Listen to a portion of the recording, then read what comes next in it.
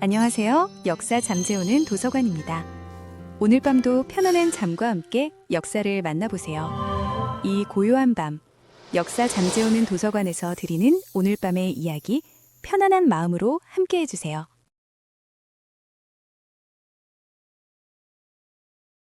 한반도 역사에서 가장 강력했던 나라는 어디였을까요?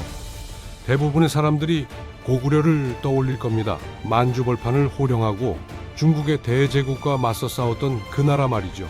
그래서 많은 분들이 이런 아쉬움을 품고 계십니다. 고구려가 통일했더라면 지금 저 드넓은 만주 땅이 우리 영토였을 텐데 왜 하필 신라가 통일을 해버린 걸까? 오늘은 바로 이 질문에 대한 답을 찾아보려고 합니다. 최강국 고구려가 어째서 한반도의 주인이 되지 못했는지 그 숨겨진 이야기를 지금부터 풀어보겠습니다. 우리가 학교에서 배운 연도들이 있죠. 660년 백제가 무너지고 668년 고구려가 역사 속으로 사라집니다. 그리고 676년에 삼국 통일이 완성됐다고 배웁니다. 여기서 이상한 점을 눈치채셨나요? 고구려가 668년에 망했으면 그때 바로 통일이 된 것 아닌가요? 왜 8년이나 더 지나서야 통일이라는 말을 쓰는 걸까요? 이 8년이라는 시간 동안 신라는 당나라 세력을 몰아내는 전쟁을 치렀기 때문입니다. 당나라 군대까지 완전히 쫓아낸 676년이 되어서야 비로소 진정한 의미의 통일이 이뤄진 셈이죠. 자, 그럼 본격적으로 이야기를 시작해 볼까요? 고구려, 백제, 신라 이 세 나라 중에서 영토가 가장 넓었던 곳은 어디였을까요? 당연히 고구려입니다. 인구도 아마 가장 많았을 테고 군사력 역시 압도적이었을 가능성이 높습니다.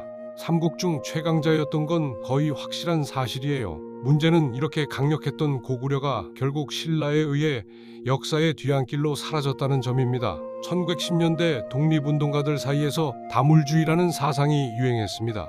다물이라는 말은 고구려 언어로 잃어버린 영토를 되찾는다는 의미였다고 해요. 만주로 건너간 독립운동가들이 이 땅이 원래 고조선과 고구려 시절 우리 조상들의 터전이었다며 여기에 독립운동 기지를 세우자고 주장했던 배경이 바로 이것이죠.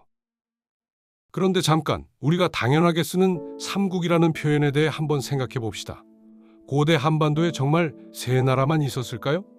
가야도 있었고 부여도 있었잖아요. 그래서 일부 학자들은 사국시대라고 불러야 한다고 주장하기도 하고 또 다른 분들은 오국시대가 맞다고 말하기도 합니다. 동해나 옥저 같은 나라들까지 포함하면 열국시대라고 해야 할 판이에요. 그럼 왜 굳이 삼국이라고 부르는 걸까요? 사실 이건 결과론적인 명칭입니다. 7세기 중후반, 그러니까 660년에서 668년 무렵까지 살아남아서 통일 과정에 참여한 나라들을 기준으로 삼국이라는 이름이 붙은 것이죠. 부여는 494년에 이미 사라졌고 가야는 562년에 신라에 흡수됐기 때문에 이 시점에는 존재하지 않았던 겁니다. 더 흥미로운 사실이 있습니다. 고구려, 백제, 신라 이 세 나라가 처음부터 비슷한 수준의 국가였을까요? 전혀 아닙니다. 고구려는 기원전 1세기 전반에 이미 모습을 드러냈어요. 반면 백제는 기원 전후, 그러니까 서기 1년을 기준으로 그 즈음에 등장했고 신라는 더 늦어서 1세기 후반에야 비로소 역사 무대에 올랐습니다. 계산해보면 신라가 고구려보다 무려 200년이나 늦게 출발한 셈이에요. 200년이면 형 정도가 아니라 먼 조상뻘 되는 차이죠. 국가로서의 체계를 갖춘 시기도 고구려가 2세기 전반인 태조왕 시절인데 반해 신라는 4세기 후반 대물 마립간 때여야 가능했습니다. 여기서도 200년 넘는 격차가 존재하는 것이죠. 재미있는 건 삼국사기 기록입니다. 이 책에 따르면 신라가 기원전 57년에 건국되어 세 나라 중 가장 먼저 세워진 것으로 나와 있어요. 고구려는 기원전 37년, 백제는 기원전 18년이라고 적혀 있죠. 이건 역사적 사실과 맞지 않습니다. 삼국사기가 신라 중심의 관점에서 쓰였다는 증거예요. 아마 통일신라 시대에 만들어진 역사책을 김부식이 참고하면서 그 편향된 시각이 그대로 반영된 것으로 보입니다. 고구려가 처음 세워졌을 때 주변 상황을 살펴볼 필요가 있습니다. 초창기 고구려의 경쟁 상대는 백제나 신라가 아니었어요. 그때 백제와 신라는 존재하지도 않았거나 아주 미약한 상태였으니까요. 고구려의 진짜 적은 한사군이었습니다. 한나라가 설치한 4개의 군 중에서 낙랑군과 현도군이 고구려 바로 옆에 자리 잡고 있었죠.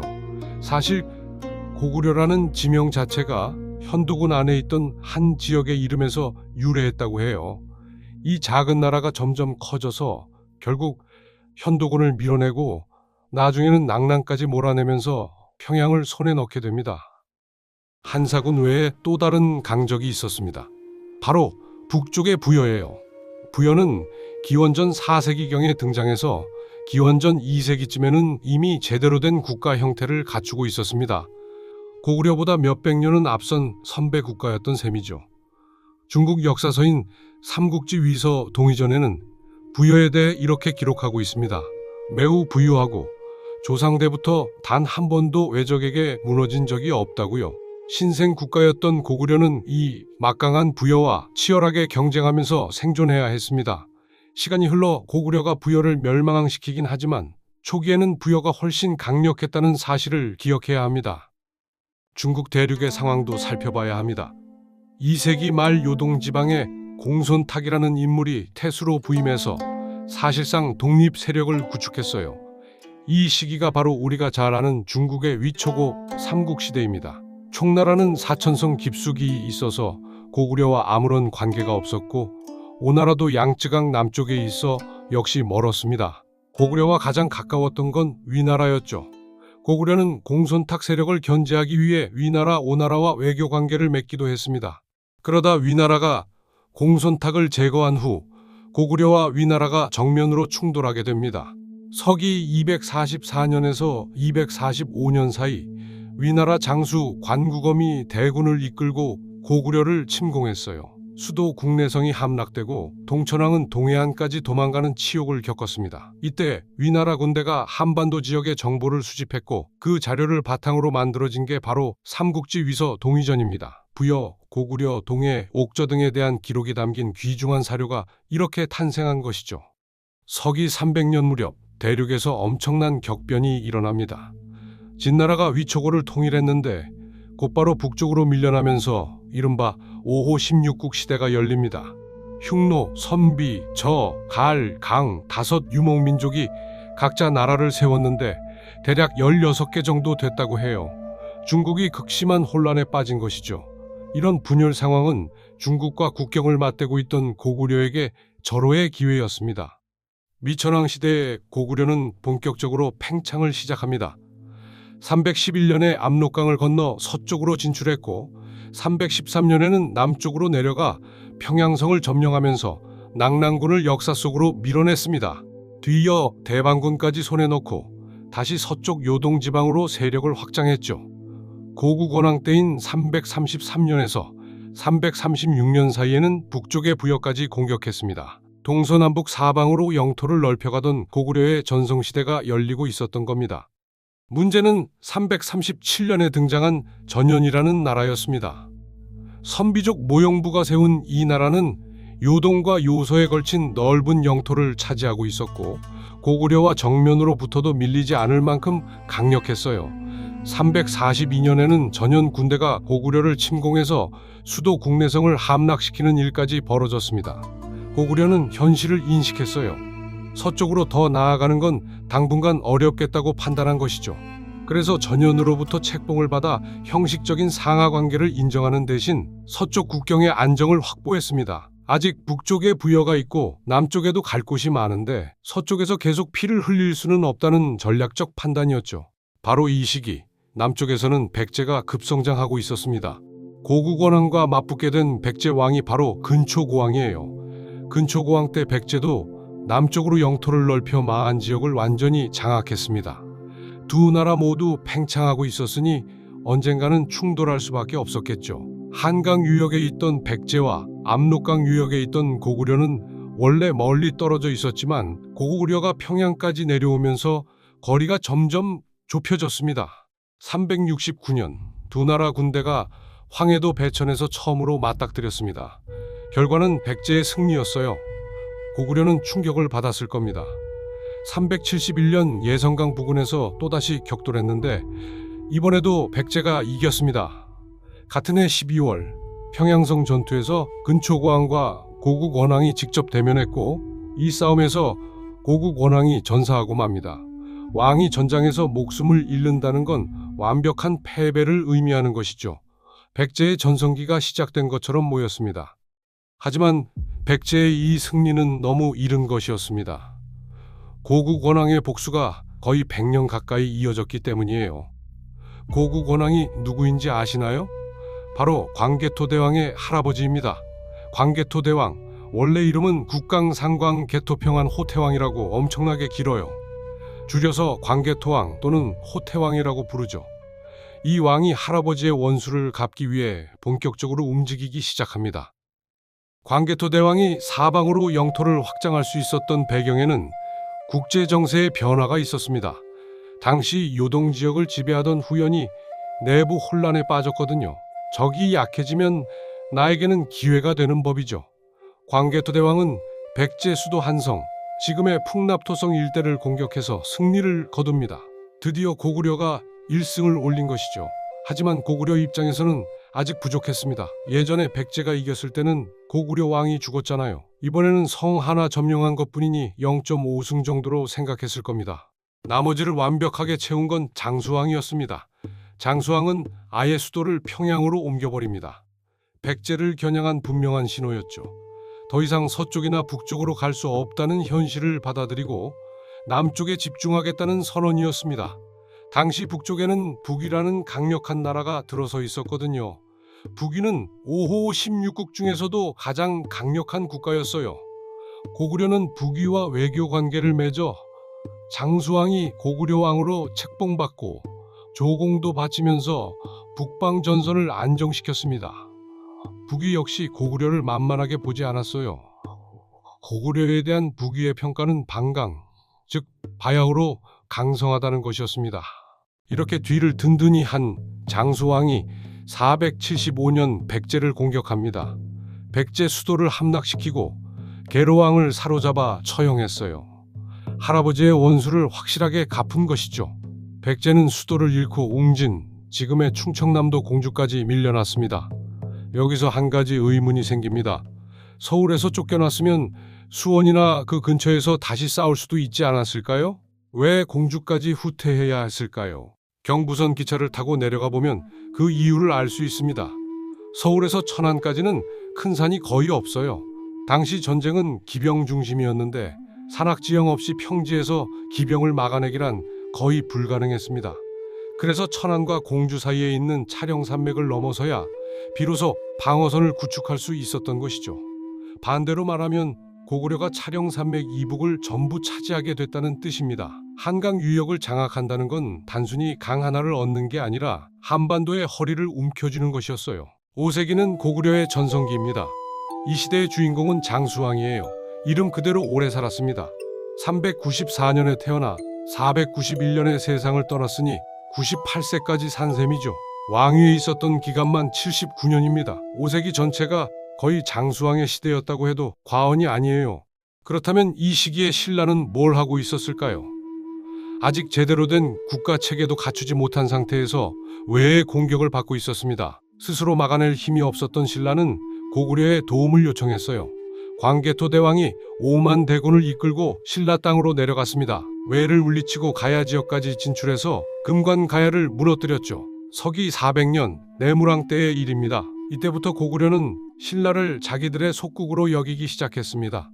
광개토 대왕 능비에는 이런 구절이 새겨져 있습니다. 백잔과 신라는 예로부터 속민이었다고요. 백잔이라는 건 백제를 비하하는 표현이에요. 1970년대까지 남한에서 북한을 북괴라고 불렀던 것처럼 적대감을 담아 상대를 깎아내리는 표현이죠.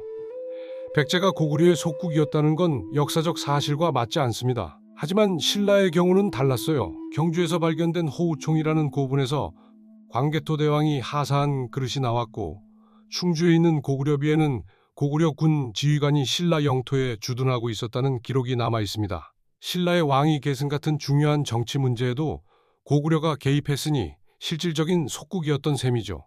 왜 고구려는 이때 신라를 아예 멸망시키지 않았을까요?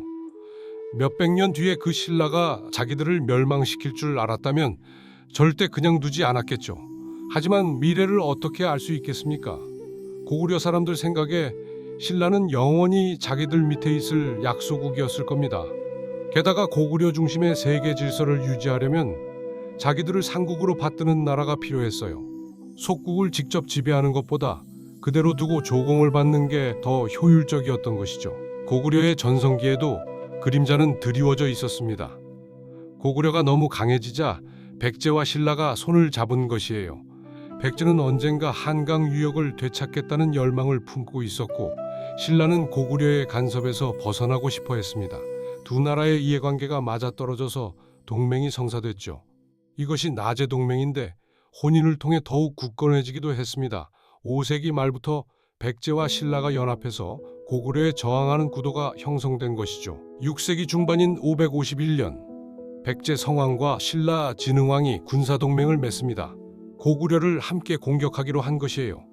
백제는 서쪽에서 북진하고 신라는 동쪽에서 북진했습니다. 작전은 성공적이었어요. 두 나라가 고구려로부터 한강 유역을 빼앗는 데 성공한 것이죠. 백제는 한강 하류를 차지했고 신라는 상류 지역을 얻었습니다. 문제는 여기서 발생합니다. 백제가 얻은 건 지금의 서울과 경기도 지역이에요. 신라가 얻은 건 경상북도와 강원도 쪽이었죠. 신라 입장에서 생각해 보세요. 아차 싶었을 겁니다. 정작 중요한 땅은 백제가 다 가져간 것 같았거든요. 진흥왕이 결단을 내립니다. 동맹을 파기하고 백제를 공격한 것이죠. 배신당한 성왕은 격분했고 전투에서 전사하고 맙니다. 왕이 죽었을 뿐 아니라 그토록 원했던 예수도 한강 유역마저 신라에게 다시 빼앗기고 말았습니다. 신라로서는 더할 나위 없이 좋은 결과였어요. 소백 산맥에 둘러싸여 고립되어 있던 신라가 한강까지 진출해서 서해로 나가는 길을 확보한 것이니까요. 이제 중국과 직접 교류할 수 있는 해상 통로가 열린 셈입니다. 반면 백제는 중흥의 기회를 완전히 날려버렸죠. 여기서 두 가지 의문이 생깁니다. 첫째, 왜 최강국 고구려가 백제와 신라 연합군에게 한강을 빼앗겼을까요?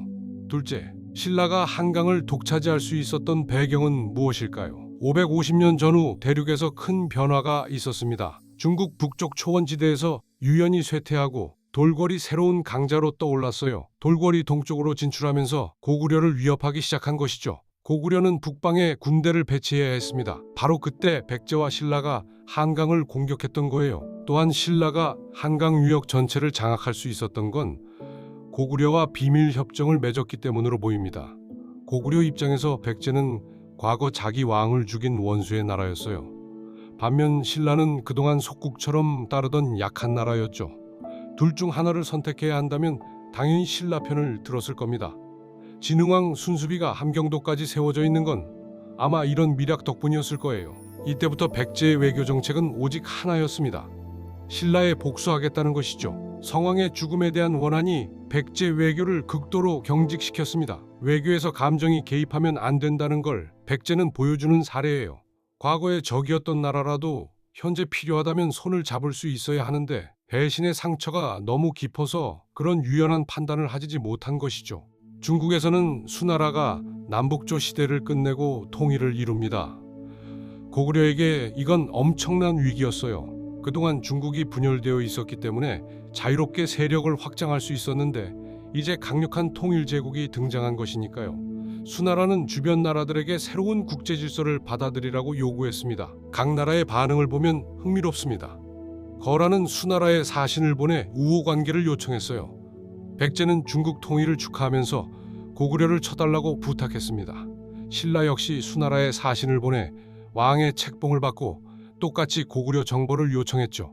고구려가 완전히 고립된 상황이었습니다. 일본은 조금 다른 행보를 보였어요. 수나라에 사신을 보내면서 국서에 이런 문구를 썼습니다. 해 뜨는 곳에 천자가 해 지는 곳에 천자에게 글을 보낸다고요. 일본 천황이 중국 황제와 동등하다는 선언이었죠. 수나라가 동아시아의 패권국이라는 걸 인정하지 않겠다는 뜻입니다. 이런 도발적인 외교를 배후에서 부추긴 게 고구려였다는 분석이 있어요. 고립된 고구려가 일본을 이용해서 수나라의 반응을 떠본 것이죠. 고구려 내부에서도 논쟁이 있었습니다. 당나라가 등장한 후 어떻게 대응할 것인가를 두고 의견이 갈렸어요. 이때 연개소문이 정변을 일으켜 권력을 장악합니다.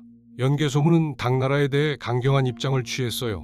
화친이 아니라 전쟁을 선택한 것이죠. 그러면서 먼저 백제와 신라를 공격했습니다. 수나라에 아첨하던 나라들부터 혼내주겠다는 것이었죠. 서기 603년 온달이 신라를 공격하다가 전사합니다. 삼국사기 온달 열전에 나오는 그 이야기예요. 온달은 외모가 늙어 보여서 우스울 정도였다고 합니다. 집이 가난해서 어머니를 부양하기 위해 구걸을 해야 했고 사람들은 그를 바보 온달이라고 불렀죠.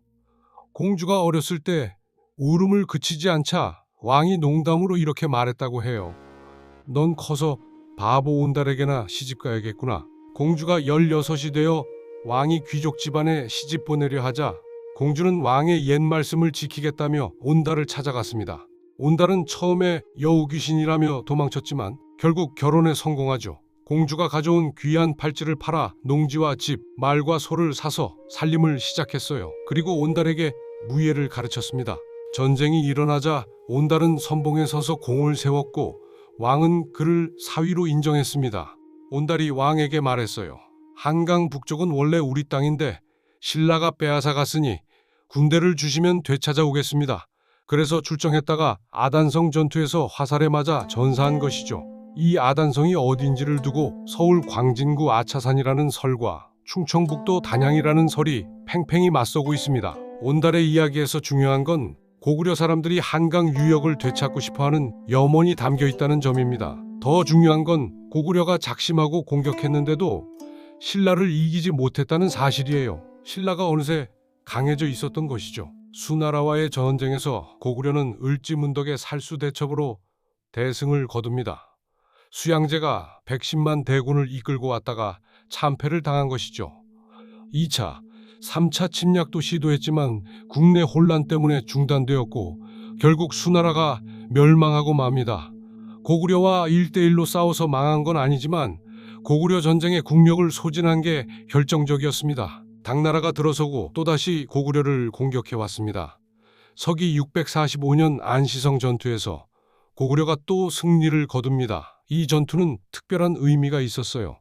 주변 모든 나라들이 관망하며 이기는 쪽에 붙겠다는 자세를 취하고 있었는데 고구려가 이긴 것이죠. 이후 돌궐이 고구려 편에 섰고 백제도 친고구려 입장으로 돌아섰습니다. 왜는 전통적으로 백제와 가까웠으니 자연스럽게 같은 편이 됐죠. 오직 신라만 당나라에 접근했습니다. 안시성 전투가 벌어질 때 신라 선덕 여왕이 3만 군대를 보내 고구려의 배후를 공격했어요. 유일하게 당나라 편을 든 나라가 신라였던 것이죠. 신라군이 북상하자 백제가 신라의 빈틈을 노려 서쪽을 공격했습니다. 이때부터 동아시아 전체가 두 편으로 갈라져 세계 대전 수준의 국제전이 펼쳐지게 됩니다. 고구려, 백제, 왜, 돌궐 대 신라, 당나라, 거란, 말갈 이렇게 편이 나뉜 것이죠. 놀라운 유물이 우즈베키스탄 사마르칸트에서 발견됐습니다. 650년경 소그디아나 왕국의 바르흐만 왕을 그린 벽화인데 여기에 고구려 사신으로 보이는 두 인물이 등장해요. 머리에 쓴 조우관을 보고 고구려인이라는 걸 알 수 있죠.